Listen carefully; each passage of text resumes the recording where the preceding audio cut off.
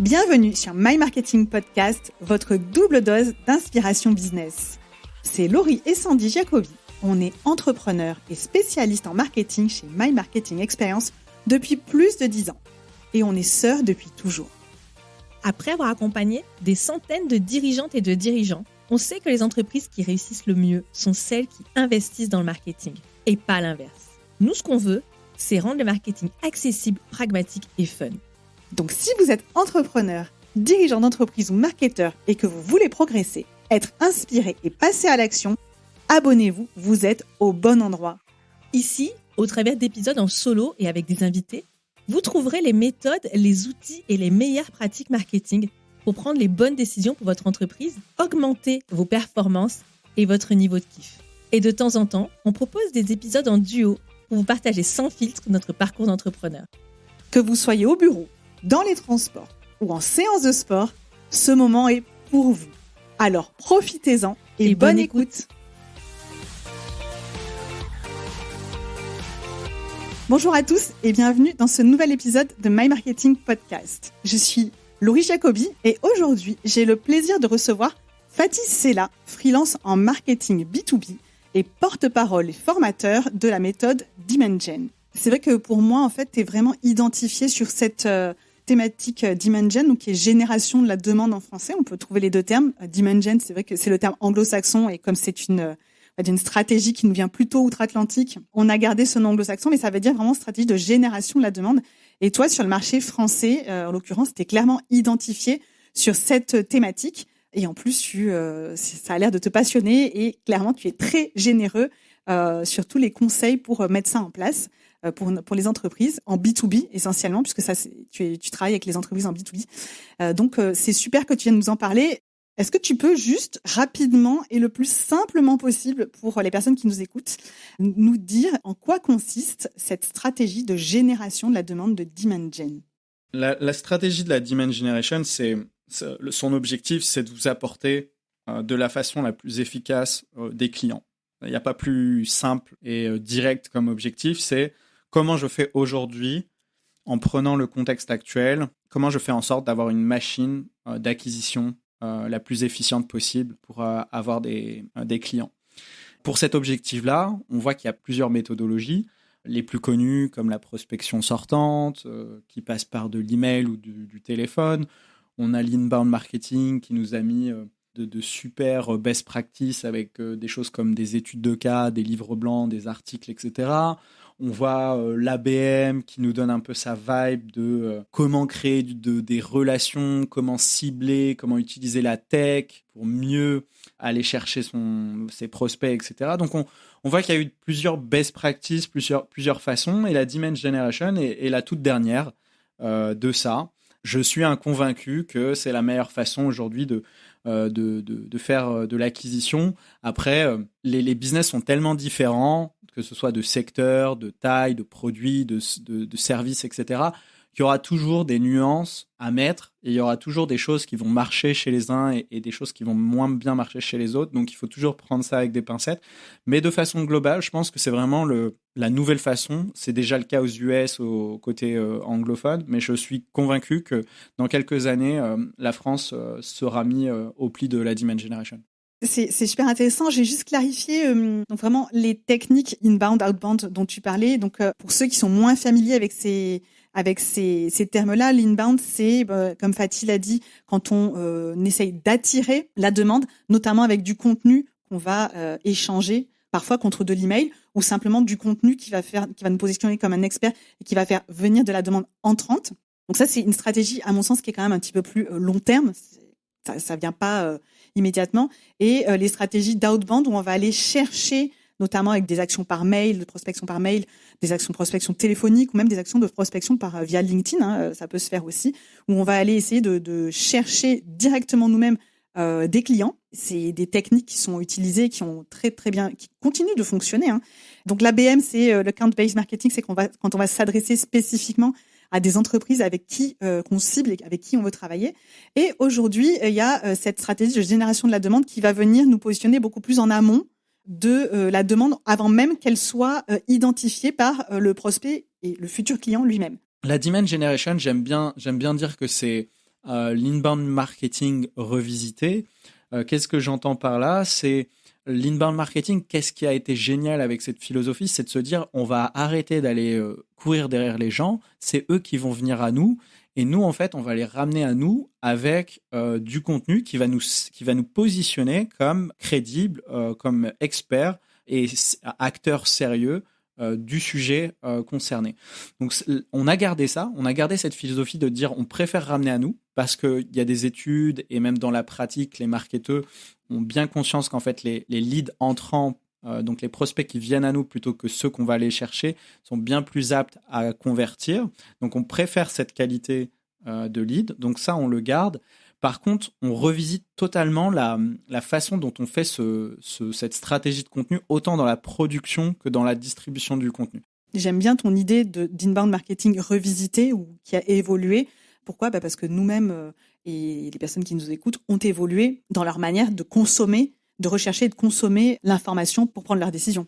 Exactement. Et donc là, on va se poser la question de qu'est-ce qui a changé concrètement, Fatih, quand tu nous dis que la Dimension, c'est de l'inbound revisité, donc là où en fait je dis que les KPI, le mindset et l'exécution est donc différente, pour répondre simplement à ça, c'est de dire qu'il y a un truc qui a shifté de façon macro, c'est que avec l'inbound marketing, on faisait un contenu du style livre blanc, quelque chose de statique, un peu one shot. Livre blanc, étude de cas ou une espèce d'étude sectorielle, des choses comme ça, c'est des choses qui se font encore, mais c'était un peu un one-shot, un contenu assez costaud, assez dense, qui était derrière poussé de façon organique, soit via le SEO, c'est par là que ça a commencé au départ l'inbound, c'était avec le SEO, puis ensuite ça s'est développé plutôt avec aussi de la publicité, donc du SIA ou alors sur les réseaux sociaux, etc. Mais bref, la chose étant qu'on utilise ce lead magnet, donc ce contenu qui va donner de la valeur, et en contrepartie, on va recevoir un email, et là, on a cette fameuse danse de nurturing qui commence, de je donne mon email, et en contrepartie derrière, en fait, vous allez commencer à recevoir d'autres contenus, d'autres emails qui vont essayer d'éduquer, de vous convaincre que la société ABCD est la bonne société pour traiter tel sujet. Et là où ça a shifté, donc avec l'inbound, on avait un jeu de je capture et ensuite je nurture. Je capture le mail et après j'éduque. Exactement. Merci pour les traductions de mes anglicismes terribles. L'inbound, c'est cette vibe-là, alors que la Demand Generation, avec le contexte actuel, ça s'est inversé en fait. Le constat, pourquoi la Demand Gen est arrivée sur le marché, c'est parce que le constat, c'était justement ça. C'était que les marketeurs et les entreprises disaient ok, nous on te passe un contenu à forte valeur et toi tu vas nous passer ton email, et si c'est gratuit c'est parce que derrière on va vouloir faire des choses avec toi. Et là où le marché répond non, en fait moi c'est pas du tout ça. En fait moi en fait j'ai pas forcément une intention d'achat, c'est un sujet qui m'intéresse, mais télécharger ton contenu ou m'inscrire à ton événement n'est pas du tout un proxy du fait que j'ai envie d'acheter chez toi. Ouais, en fait, je suis juste curieux d'en savoir plus, quoi. Exactement. Et c'est là où il y a un gros couac et qu'on voit que du coup, ça brasse énormément de vent de rester sur de l'inbound. Et pareil pour l'outbound. C'est que, en fait, il y a ce quiproquo de côté marketing, je vais m'arrêter sur ces signaux faibles et je vais penser que à coup de relance, je vais les avoir. Alors que de l'autre côté, tu as des prospects, tu as le marché qui te dit non, mais en fait, je viendrai vers toi quand ce sera le cas, quoi, quand j'en aurai envie. Ouais, parce que finalement, j'ai plus la stat en tête, mais les personnes qui téléchargent ou qui prennent le contenu, en réalité, les intentions d'achat sont assez faibles. Ouais, c'est 1%. Donc, c'est pour 1000 prospects, c'est un contrat gagné, une vente pour 1000 prospects. Et donc, 1000 prospects, on peut se dire comme ça, 1000 prospects, why not? De toute façon, le marché est vaste, blablabla. Ouais, mais en fait, le truc, c'est que c'est 1000 prospects, donc c'est 1000 clics, 1000 impressions, donc c'est le budget marketing qui s'est cramé sur ces 1000 personnes. Et ensuite, c'est pas que du budget marketing qui s'est cramé, c'est du budget humain. C'est-à-dire que c'est les commerciaux qui passent, disons, prenons l'exemple de un commercial qui va passer 999 meetings dans le vent. Donc c'est ce temps énormissime qui est bafoué avec cette méthode parce que le temps des commerciaux n'est pas valorisé parce qu'on leur envoie une fois sur 1000. C'est là le vrai coût caché. C'est le coût que ça coûte derrière en termes de temps, parce que ces commerciaux, ils travaillent pas gratuitement, hein, ils sont payés à l'heure ou à la journée, et le temps qu'ils passent avec ces leads qui ne convertiront pas de toute façon, c'est du temps perdu. Et même pire, le temps qu'ils perdent sur cela, c'est un coût d'opportunité pour des leads qu'ils auraient pu closer, qui étaient plus chauds, qui étaient plus... Il y a un vrai coût caché.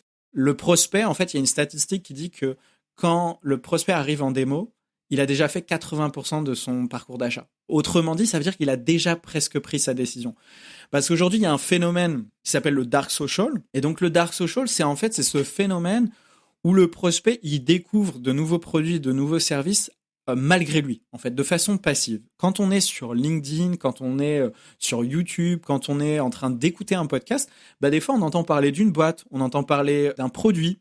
Et quand on entend parler de ce produit, etc., et de potentiellement des résultats que la personne a eu avec ce produit ou avec ce service, on s'éduque. Malgré nous, en fait, on n'était peut-être pas forcément en train de chercher un logiciel sur la facturation, mais quand on entend quelqu'un en parler parce que ça venait dans le courant de la conversation sur LinkedIn ou dans un podcast, ça nous éduque. Et donc, petit à petit, en fait, vous allez entendre ce prénom, du moins le nom de cette boîte, peut-être une ou deux fois, et puis après, vous allez tomber sur le contenu justement de cette dite boîte, et vous allez vous dire « Ah ok, je vais les suivre parce que c'est effectivement un sujet qui peut m'intéresser. » Et peut-être que vous allez commencer à écouter un podcast de chez eux, ou peut-être à juste suivre le fondateur qui poste tous les jours sur LinkedIn.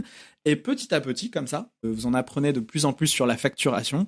Et arrivé un moment, quand le sujet quand c'est un vrai sujet pour vous, le premier truc qui va faire gling dans votre tête, c'est la boîte ABCD que vous étiez en train de suivre sur le sujet de la facturation.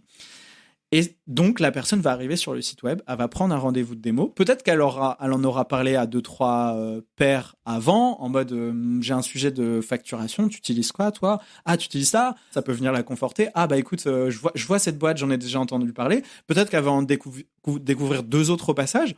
Et ce qu'elle va faire, c'est qu'elle va aller après sur Google. Elle aura déjà un avis préétabli. Elle se dira déjà, il y a une boîte que je connais à peu près bien parce que j'en ai déjà entendu parler et en plus on me l'a cité, et 2 autres que j'ai découvert. Donc il y a déjà un ranking déjà dans sa tête, consciemment ou inconsciemment. Elle va aller quand même sur Google, elle va aller sur le site web, elle va regarder la proposition de valeur, la vibe, ce qui est dit, les études de cas, etc.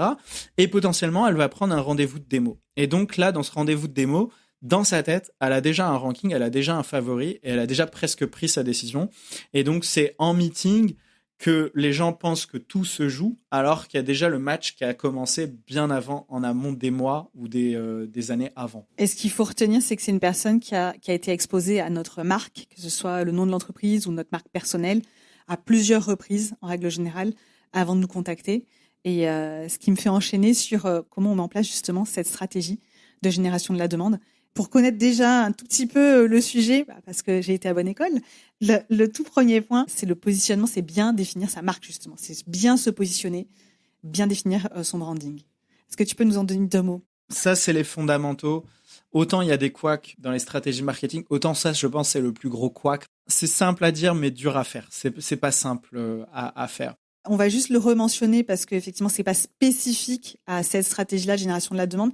Ça fait partie vraiment des fondamentaux. Donc, c'est toujours bon de faire encore une piqûre de rappel. Ça ne dispense pas de franchir cette étape. Et au contraire, c'est tout aussi crucial de franchir cette étape et d'être très clair sur son positionnement et de quelle manière on veut être identifié et auprès de qui. Il faut se dire que le positionnement, c'est quelque chose qui se fait de façon itérative. C'est pas un one-shot. Vous allez avoir une première copie, et la première copie, en général, c'est des hypothèses qui se passent dans vos têtes, entre associés ou dans votre tête si vous êtes seul. Cette première étape, il faut essayer de la caler au plus vite, dans le sens où ça vaut pas grand-chose tant qu'il n'y a pas l'écho du marché. Le travail du positionnement commence à démarrer au contact du marché. Comment la proposition de valeur est perçue ? Est-ce que j'ai des objections? Est-ce que j'attire la cible que je souhaite? Est-ce que ça close? Si ça close, est-ce que ça close vite? Est-ce que ça close bien? Bref, c'est là où vous allez sentir est-ce que vous êtes contre le vent ou au contraire dans le bon sens. Et en général, il y a un travail parce que tout est dans la subtilité, surtout dans les marchés ou dans notre contexte actuel où il y a très peu de marchés qui ne sont pas concurrentiels. Aujourd'hui, la plupart sont quasi des océans rouges. Vous avez forcément au moins 10 boîtes, 15 boîtes qui font grosso modo ce que vous voulez faire. Donc, plus un marché est concurrentiel, plus cet exercice doit être amené à son paroxysme où tout est dans le détail et c'est vraiment dans la recherche d'une niche, d'un détail, d'une connaissance qui fait que vous êtes calé sur vraiment une interstice. Vraiment, pour beaucoup de marchés, c'est vraiment ces choses-là. En tout cas, pour tout ce qui est positionnement et branding, je vous invite à vous référer à des épisodes qu'on a récemment diffusés. Sandy a fait un épisode solo sur le positionnement, comment le définir. Et je pense que ça peut donner des clés à ceux qui nous écoutent et qui souhaiteraient être sûrs d'avoir bien travaillé ce pilier de la marketing. Et on a reçu également récemment Anne-Claire Lecat qui nous a parlé du tout ce qui est personal branding et qui sont même indispensables. Les deux sont indispensables pour construire cette première étape, pour mettre en place derrière une stratégie de génération de la demande. L'étape 0, on va dire, c'est le positionnement et c'est cette connaissance client. L'étape 1 de la demand gen, c'est de mettre en place ce qu'on appelle une couche capture de la demande. On est très pragmatique en demand generation. Pourquoi on est très pragmatique ? Parce que on sait qu'il y a le dark social. On en a parlé tout à l'heure de ce phénomène de découvrabilité des produits et des services dans des canaux de notoriété et qui se font à l'insu, on va dire, entre guillemets, des prospects puisqu'ils ne sont pas en recherche active. On sait que les personnes qui sont en recherche passive, c'est 99% de notre marché et qu'il y a seulement 1% de notre marché qui est en recherche active. Statistiquement, c'est grosso modo ça. Selon les secteurs, etc., c'est un peu moins, un peu plus, mais grosso modo, on sait qu'il y a une dichotomie entre ceux qui sont en recherche passive, c'est-à-dire qui ne cherchent pas, et ceux qui sont en recherche active d'un produit de votre catégorie. Oui, un logiciel de facturation, je vais être en mode recherche active peut-être une fois tous les 3 ans, et cette recherche active va peut-être durer 2-3 mois. Peut-être 2-3 mois où je vais être un peu en veille, à chercher, à faire des démos, etc. Pas plus. Donc, il y a une fenêtre de tir qui est tellement fine, et ça, c'est vrai pour beaucoup de boîtes. Il y a que dans les trucs qui sont des commodités du style papier, stylo, tous les trucs un peu comme ça consommables où là il y a une vélocité, il y a une récurrence plus importante. Mais sinon, en général, quand on est dans le B2B, en réalité, on est dans cette fenêtre de tir qui est très petite. Et la couche capture, elle est justement là pour faire en sorte que quand cette fenêtre de tir apparaît, on soit bien positionné. Ça veut dire quoi ? Ça veut dire que quand le prospect va passer en recherche active, il va sûrement passer sur Google. Parce qu'aujourd'hui, quand on achète quelque chose, ça va être notre premier réflexe, ça va être le moteur de recherche. Ça peut être Google, ça peut être Yahoo, ça peut être Bing, mais l'idée étant que je vais taper ma petite requête, logiciel de facturation sur Google, et peut-être potentiellement même le nom d'une boîte. Mais disons, prenons le cas où la personne a quand même subi du dark social, mais elle veut par curiosité ou par bonne conscience, elle veut quand même faire sa recherche active en allant regarder les sites web. Donc elle va taper logiciel facturation, peut-être classement ou top 10 des logiciels de facturation ou logiciel facturation PME. La couche capture a comme objectif de faire en sorte que vous remontiez sur ces requêtes qui sont stratégiques pour vous. Donc il y a tout un travail, bien évidemment, de SIA. Ce qui est le plus réactif et le plus simple au premier abord, c'est d'activer une couche de Google Ads, de SIA. Donc, publicité payante pour ceux qui ne sont pas familiers avec le terme. Publicité payante sur Google. Et ensuite, les requêtes qui marchent bien seront à prioriser pour un travail de long terme, un travail de fond avec du SEO. Donc, on active d'abord avec du SIA pour assurer la position et ensuite on crante à long terme avec un travail SEO. Mais il n'y a pas que ça. Il y a le SEO et le SIA, mais dans la couche capture qui se fait dans les canaux intentionnistes et donc les moteurs de recherche. On dit canaux intentionnistes puisqu'il y a bien cette intention, il y a cette requête. C'est pour ça qu'on parle de canaux intentionnistes.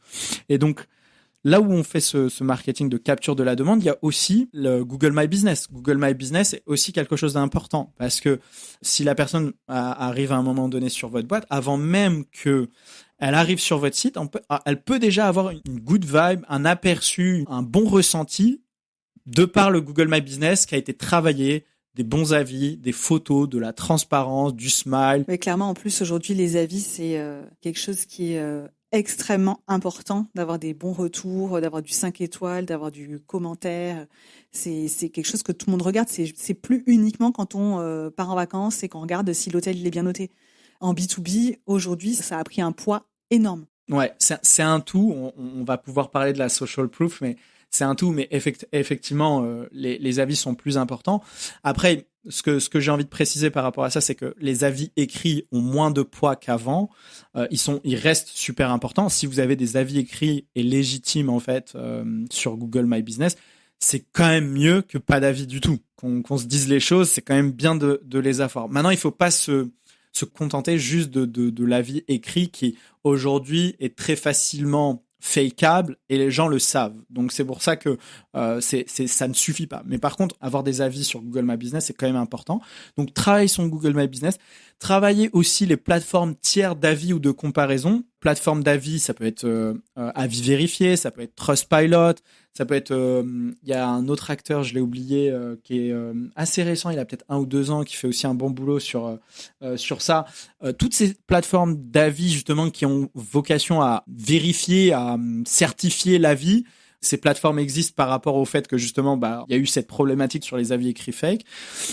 Et donc, il y a un travail sur ça, et il y a un travail aussi sur les marketplaces, les plateformes de comparaison. Par exemple, si je suis une agence, je vais essayer de faire en sorte de repérer des plateformes comme Sortlist pour me référencer, parce que ça fait partie aussi du jeu de la capture. Les gens, quand ils recherchent une agence, ils vont passer sur une plateforme de ce type. C'est possible parce que ça peut faire un système de classement, ça peut donner des avis, ça peut aider dans la prise de décision. Donc en fait, ils vont aller chercher des outils pour valider ce qu'ils avaient déjà en tête, en fait, pour rationaliser leur... Exactement. Il y a un phénomène de rationaliser un ressenti de base qui a été capté dans le dark social. Donc il y a ce phénomène-là, donc de se rassurer.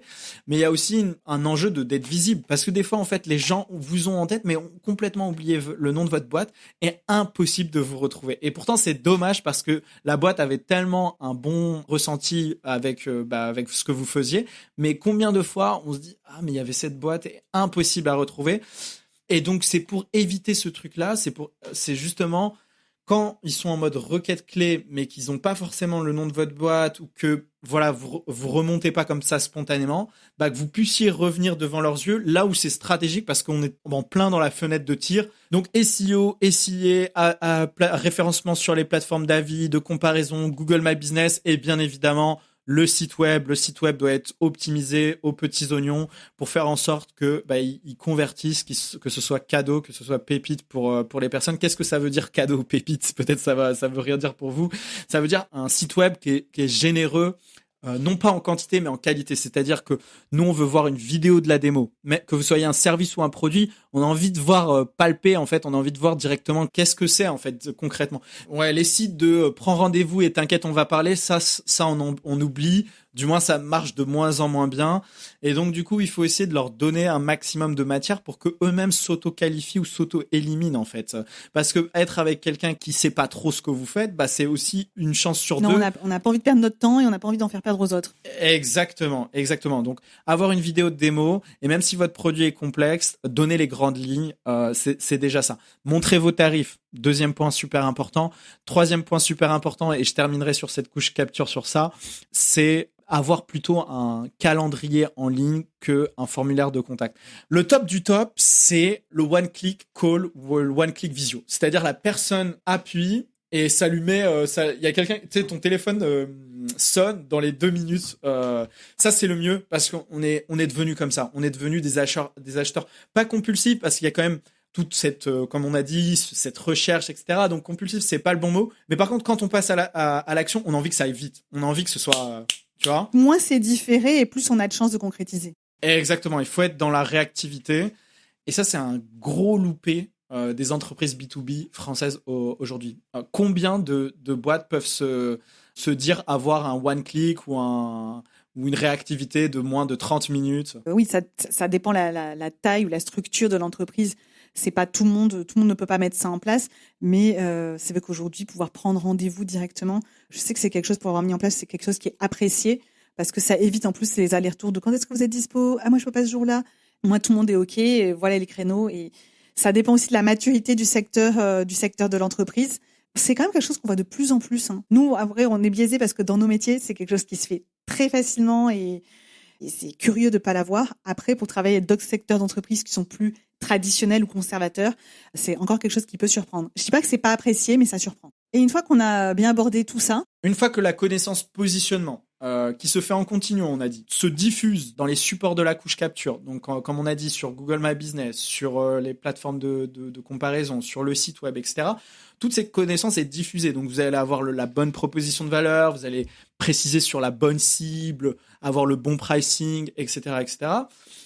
Il y a tout un travail qui se fait et il y a une couche, et c'est là où le bas blesse pour la plupart des équipes marketing, c'est que jusque-là, on n'a pas révolutionné le game, on va dire, entre guillemets. C'est-à-dire que là, jusque-là, je vous ai rien dit d'exotique. Jusqu'à maintenant, je vous ai dit, connaissez vos clients, soyez devant leurs yeux quand ils sont sur les requêtes clés stratégiques. Jusque-là, rien d'exotique. Le problème du marketing d'aujourd'hui, c'est qu'ils ont ce mindset de support de conversion, donc tout ce qui est auto-promo, landing page, etc., ils l'ont pour tous les canaux, et notamment dans les canaux de notoriété. C'est-à-dire qu'ils vont pousser ce même contenu qui est le site web de base, tout ce que vous racontez, la proposition de valeur, vos prix, comment ça marche, etc., qui sont très importants dans la couche capture. En général, on va le déporter aussi dans la couche génération de la demande. C'est pas ce que le marché demande. Ce que le marché demande sur la couche génération de la demande, ce sont des canaux de notoriété. Donc, quand on dit canaux de notoriété, c'est que je ne suis pas actif à l'achat.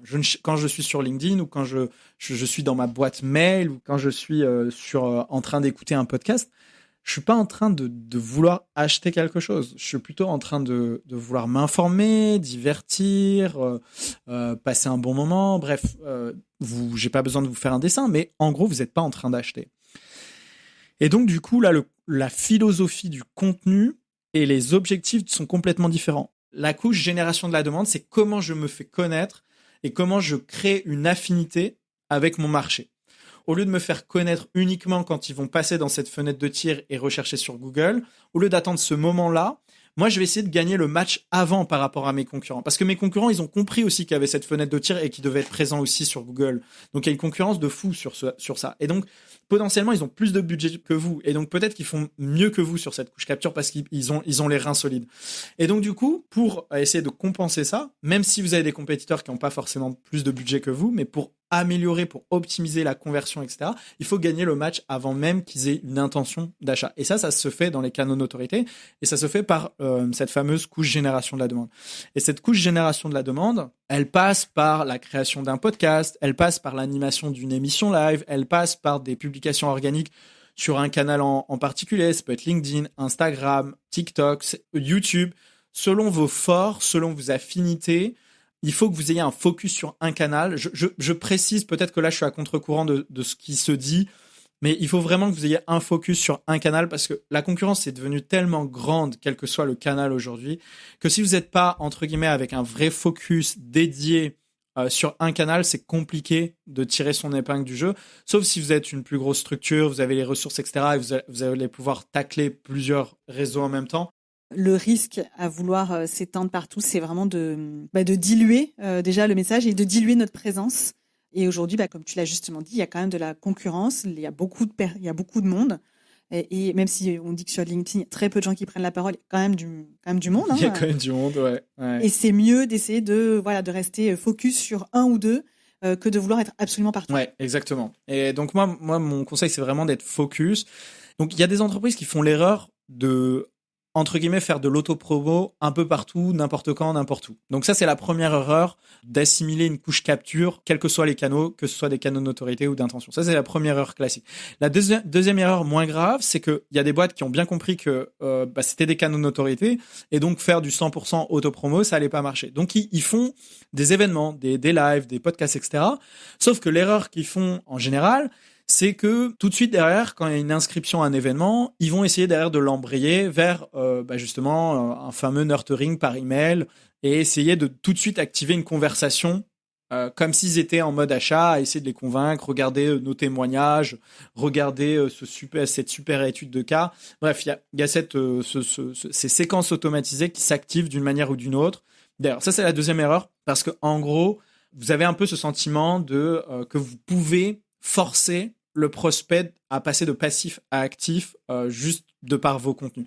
En réalité, c'est plus complexe que ça. C'est vraiment le prospect qui décide de lui-même. Vous pouvez accélérer une éducation, mais vous pouvez pas faire passer quelqu'un de passif à actif. Oui, mais c'est vrai que des fois, quand tu as fait un live, par exemple sur LinkedIn, et qu'il y a plein de gens qui se sont inscrits, envoyer un mail derrière ou un message à un MP pour remercier d'être venu en disant tiens, t'as le replay et qu'est-ce que t'en as pensé, ça peut être un moyen d'engager la conversation sans nécessairement vouloir lui vendre quelque chose derrière. Exactement, et ça c'est très bien de remercier, de dire merci pour votre présence. Voici le replay si jamais il y a des choses que vous voulez revoir ou qui étaient pas claires. Je suis à ta dispo pour si tu as des questions. Et en fait, si la personne d'elle-même dit j'aimerais bien justement discuter avec votre équipe avec ton équipe commerciale ou avec toi parce que justement j'ai un sujet ABCD, bingo, c'est top. Mais par contre enchaîner en disant est-ce que vous avez des sujets, etc. Je pense que c'est une erreur. Oui, derrière ça fait un peu finalement il y avait une arrière-pensée, tu vois. Exactement, vous cassez en fait ce retour positif sur l'image de marque, sur l'affinité. Vous avez créé une affinité, vous avez créé des petits points pour votre image de marque. Et de par faire ça, en enchaîner directement avec une proposition de rendez-vous commercial, en fait, vous cassez ce truc-là. Parce que tout de suite, la personne va dire ah ouais, en fait, ok. Même si elle sait que bien évidemment, vous faites pas ça par par charité chrétienne. Voilà, exactement. Elle le sait. Mais le fait de justement ne pas le faire, ça vous met dans une certaine classe. Ça vous met dans un certain standing. C'est plus élégant. Et comme ça, vous gardez votre image de marque. Donc l'idée, c'est de donner sans mettre d'intention derrière, sans arrière-pensée. Exactement. Il faut rester à l'aise avec le fait que sur LinkedIn, sur YouTube, etc., vous êtes là pour donner et créer cette affinité, cette image. Et en fait, les retombées business vont apparaître d'elles-mêmes où le prospect va s'activer à un moment, il va vous avoir en tête et il va venir rechercher sur Google et il va taper potentiellement votre nom et il va aller sur votre site web, il va prendre un rendez-vous. Ça, c'est le meilleur scénario. Parce que dans tous les cas, quels que soient les autres scénarios autres que celui-ci, vous allez le pêcher toujours un peu trop tôt. Vous allez toujours le pêcher un peu trop tôt. Parce que tant qu'il n'a pas lui levé la main, vous allez le pêcher un peu trop tôt parce qu'il est toujours en réflexion. Je pense que pour beaucoup, c'est se faire violence que de dire ok, je vais donner et je vais surtout pas essayer de récolter immédiatement les fruits de ce que j'ai semé en donnant tout ce bon contenu. Et parfois, on est peut-être un petit peu trop pressé. C'est pour ça que à mon sens, il y a un sentiment de frustration à mener uniquement cette stratégie à laquelle je crois beaucoup parce que, comme on a dit, aujourd'hui, les acheteurs sont quand même assez éduqués, assez informés, ils savent chercher l'info tout seuls. Et finalement, c'est le fameux je récolte une fois que j'ai semé, mais je vais pas forcément aller cueillir une fois, alors que c'est pas encore mûr. Et moi, quand on me dit mais c'est quand même très frustrant, il m'est déjà arrivé de suggérer en disant si tu veux, tu mènes une petite action à côté où toi, tu vas avoir l'impression de plus contrôler, mais laisse sa chance à cette stratégie qui vraiment fait ses preuves. Et je pense qu'on est plusieurs à dire que c'est une stratégie qui fait ses preuves. Et c'est exactement ça. Je pense que ce qui fait l'attrait des autres méthodologies, malgré leur baisse d'efficacité aujourd'hui, ce qui fait leur succès, c'est vraiment le fait qu'on est en contrôle. On est en contrôle, on est dans la maîtrise. C'est vous qui êtes acteur. Et il y a un côté rassurant, en fait. Exactement, à voir le CRM se remplir d'emails, etc. Et j'ai eu un rendez-vous commercial et j'ai eu un call. Le temps qu'on gagne à ne pas prospecter, à ne pas démarcher, à ne pas faire de la relance, à ne pas passer des meetings avec des prospects qui servent à rien, tout ce temps peut être rentabilisé à mettre plus d'efforts dans la qualité de son contenu et dans la distribution de son contenu. Parce qu'on parle de la production, mais il y a aussi la distribution de son contenu. Ah oui, puis moi je confirme que le contenu, techniquement, 20% de production, 80% de diffusion. Et on a d'autres épisodes qui traitent de ça et c'est hyper important. Le point que tu soulèves, Fatih, c'est que souvent c'est 80% de production et 20% de diffusion, alors que clairement ça devrait être l'inverse. Les deux sont super importants. J'arrive pas à dire, j'ai envie de dire, moi je suis plus à l'aise de dire un 50-50 oui, bon, parce que les deux 50-50, vraiment... 50-50, mais en général on met toujours plus l'accent sur la production que sur la diffusion. Clairement. Et qu'est-ce que ça veut dire d'être bon dans la distribution ? Ça veut dire déjà de comprendre que si je suis dans une dynamique de notoriété, c'est de pas fermer mon contenu parce que ça c'est une friction énorme. Donc dans la distribution, c'est un point non négligeable de penser contenu ouvert versus contenu fermé. Donc ça c'est le premier point. Ça va être aussi de penser à s'adapter au code du canal. Donc si vous faites un contenu qui fait 1 heure sur YouTube, derrière comment vous pouvez faire en sorte qu'il existe aussi sur LinkedIn en prenant un extrait bien calculé, avec des sous-titres. Bref, comment j'utilise tous les codes du canal, que ce soit TikTok, Instagram, pour faire en sorte que mon snack content soit aux normes, soit dans ce qui plaît au public qui est sur la plateforme et à la plateforme elle-même, et activer l'algo pour que du coup j'ai cette visibilité qui va derrière se déverser potentiellement sur le long format de YouTube. toutes ces choses-là, il y a une vraie réflexion, il y a un vrai savoir-faire. C'est pour ça qu'on existe. J'ai envie de dire, tout est dans le détail. Il y a une complexité dans tout ça. Il faut rester à jour. Mais grosso modo, c'est ça. Déjà, être en tant qu'entrepreneur commercial ou marketeur, avoir la dichotomie de se dire, il y a une couche génération de la demande, c'est ceux qui sont en recherche passive. Et donc, à ce moment-là, je vais plus chercher la portée, l'engagement, créer cette affinité, me faire connaître. Ça, c'est ma première couche. Et j'ai une seconde couche qui est la couche capture. Et là, je vais être plutôt dans un jeu de taux de conversion, de faire en sorte que ce trafic se traduit en meeting. Et donc là, je suis beaucoup plus salesy, beaucoup plus auto-promo, beaucoup plus... Mais là, on est là pour se vendre, par contre. On n'est pas là... Exactement. Là, on est là pour... j'ai une problématique. Je te montre ma réponse et là on est cash, etc. Donc quand on a compris ce double jeu, cette double cascade, ça évite de mélanger, de faire un petit peu des deux et de faire des choses tièdes entre ces deux mondes. Ça améliore déjà grandement son marketing et ça évite de perdre du temps sur des actions qui n'en valent pas la peine. Exactement. Merci beaucoup Fatih. Je voudrais juste donc rappeler les 3 piliers dont on a parlé qui sont bien travailler son positionnement et donc son positionnement et son branding. Par conséquent aussi sa cible. Donc ça, c'est la base de la base. Je vais être lourde, mais c'est la base de la base dans toutes les stratégies marketing. Et après, c'est vraiment la stratégie de Dimension, c'est vraiment ce shift, donc cette inversion entre d'abord on donne gratuitement et ensuite on vient capturer, sachant qu'il faut quand même mettre en place tous les outils qui permettent de capturer cette demande et qui est vraiment l'inverse de ce qu'on avait l'habitude de faire avant où ok, je te donne du contenu, mais en échange, tu me donnes ton email pour que je puisse t'envoyer des mails et t'éduquer. Donc, c'est vraiment prendre le pari et être visible pour se positionner en amont du besoin, pour être après très clairement identifié. Mon ressenti, c'est ne me croyez pas sur parole, faites-vous votre propre expérience et je reste convaincu, si vous voulez gagner du temps de par mes expériences, je reste convaincu que les prospects qui viennent à vous sont beaucoup plus qualifiés que ceux que vous allez chercher. Je reste convaincu que le temps que vous mettez sur la partie marketing, c'est du temps gagné sur la partie vente. Donc, beaucoup de personnes pensent justement au fait que ça prend du temps de mettre tout ça en place, mais c'est du temps gagné puisque les durées de cycle de vente sont beaucoup plus courtes et les taux de conversion sont beaucoup plus forts. Donc, tout ça, c'est rattrapé de l'autre côté. Et que aujourd'hui, le premier touchpoint ne peut pas être commercial. Et j'ai envie de dire, c'est même pas juste le premier touchpoint, mais c'est vraiment tout ce début de relation que vous avez avec votre marché doit aller vers un certain niveau d'affinité. Toute relation business, quelle qu'elle soit, elle demande un minima de confiance à la base et c'est d'autant plus vrai en B2B parce qu'en B2B, on n'est pas en train de vendre des déodorants. Donc, ça demande cette confiance et pour que j'ai cette confiance, il faut que je vous connaisse et il faut que j'en sache un peu plus sur vous. Et quoi de mieux que de faire ça dans un don de contenu ouvert, de valeur, de façon récurrente, là où les prospects sont naturellement présents, avec le dark social qui fait son travail de bouche à oreille, etc. Et de laisser le prospect venir à nous parce qu'il a bien vu qu'on était une entreprise sérieuse, une entreprise experte et une entreprise qui ne tombe pas dans la bassesse d'être pushy, salesy, commercial. Oui, on n'est pas... C'est d'arrêter de faire le marchand de tapis, quoi. Exactement.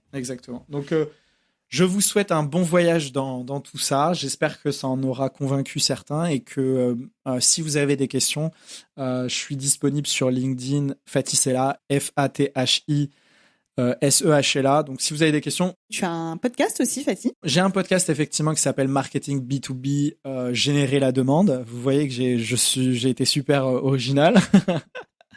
Et sinon, mon focus actuellement est sur YouTube. Donc, on peut te retrouver sur YouTube. Exactement. Vous tapez Fatih Sella ou Marketing Advance, ADVANCE, et vous devriez me trouver. De toute façon, on mettra tout dans les ressources pour être sûr que tout soit bien orthographié et que les personnes qui écoutent ce podcast puissent être sûres de te retrouver. Je te remercie, Fatih. C'était dense, c'était généreux et je pense qu'en termes de contenu, tu as livré ce que toi-même tu prônes, c'est-à-dire beaucoup de générosité.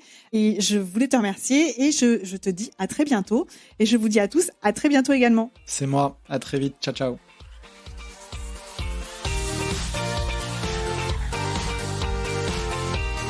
Cet épisode est maintenant terminé. Merci de l'avoir écouté jusqu'au bout. S'il vous a plu, n'hésitez pas à le partager autour de vous ou sur vos réseaux en nous taguant. Et si ce n'est pas encore fait, vous pouvez également nous laisser un avis 5 étoiles sur Apple Podcast. À très bientôt!